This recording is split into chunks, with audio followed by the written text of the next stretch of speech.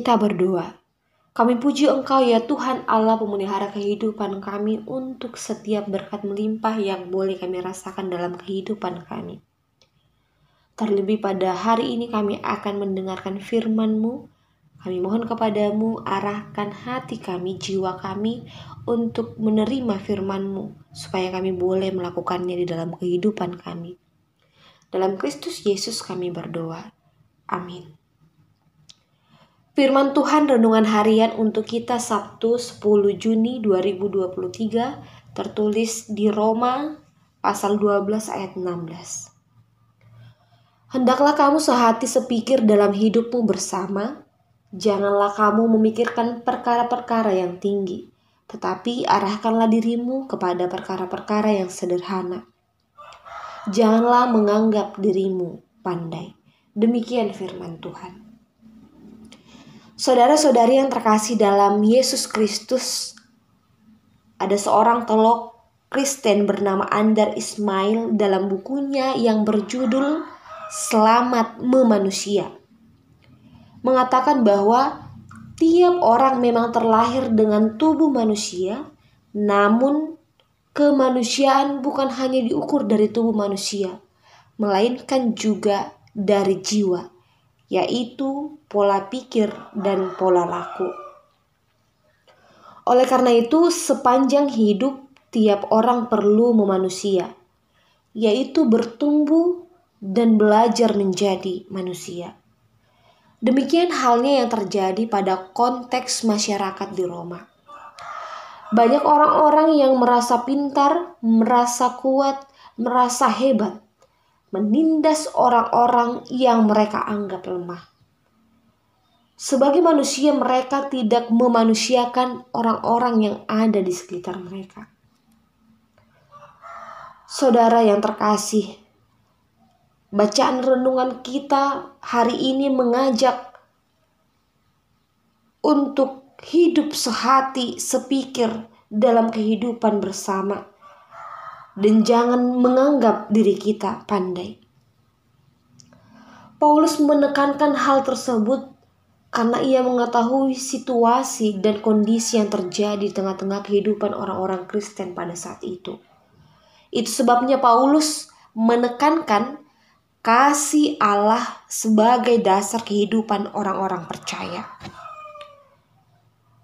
Di dalam menjalani kehidupan kita sehari-hari, baik dalam keluarga, pekerjaan, dan pergaulan kita terhadap sesama, memang tidak menutup kemungkinan terjadi konflik dan perselisihan.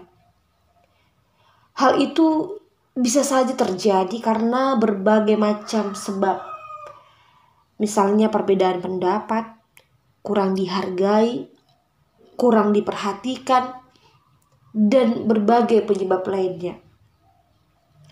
Kita memiliki standar pikiran di dalam diri kita sehingga ketika standar pikiran itu tidak tercapai, maka kita akan menentang setiap pikiran-pikiran yang ada di sekitar kita.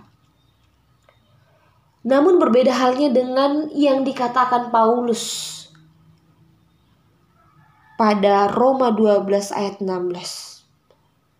Janganlah kamu memikirkan perkara-perkara yang tinggi, tetapi arahkanlah dirimu kepada perkara-perkara yang sederhana. Janganlah anggap dirimu pandai. Melalui nats ini, kita diingatkan agar memiliki pola pikir, pola laku yang sederhana. Kesederhanaan menjadi alat bagi diri kita dalam menjalani kehidupan kita sehari-hari.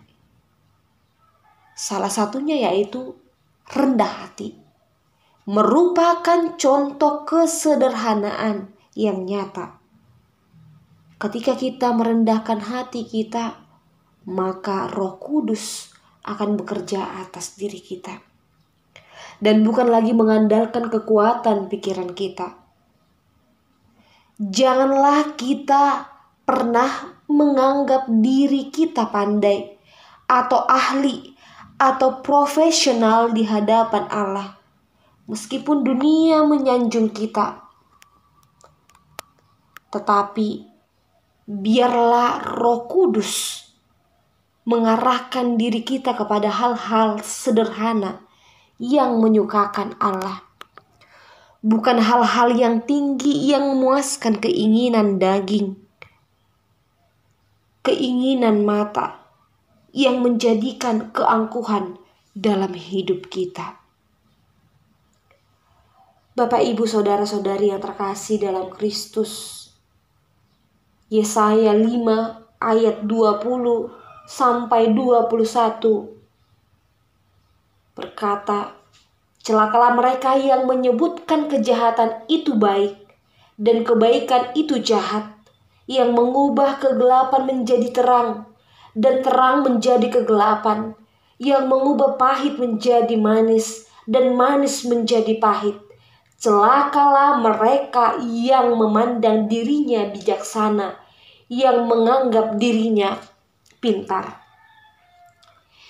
Untuk apa kita memikirkan perkara-perkara yang tinggi, yang pada akhirnya membuat kita membolak-balikkan kebenaran? Kita menyebutkan kejahatan itu baik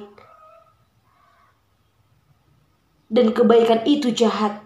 Kita menyebutkan bahwa kegelapan itu menjadi terang dan terang itu menjadi kegelapan. Kita mengubah yang pahit menjadi manis dan yang manis menjadi pahit. Oleh sebab itu, Bapak, Ibu, saudara-saudari, firman ini mengarahkan kita untuk sehati sepikir dalam Allah. Maka dengan demikian kita akan bisa hidup rukun. Tidak ada perselisihan, apalagi perpecahan. Bahkan dalam menghadapi perbedaan pendapat pun, kita tetap mengandalkan hati dan pikiran yang dikuasai Allah. Bukan hati dan pikiran yang kita kuasai. Hati dan pikiran yang dikuasai Allah akan tercermin melalui pola pikir dan pola laku yang memanusiakan manusia. Amin, kita berdoa.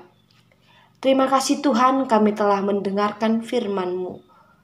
Kami mohon kepadamu Tuhan, kiranya Engkau yang senantiasa mengarahkan hidup kami untuk senantiasa menjadikan firman-Mu menjadi bagian dari hidup kami. Dalam Kristus Yesus kami berdoa. Amin.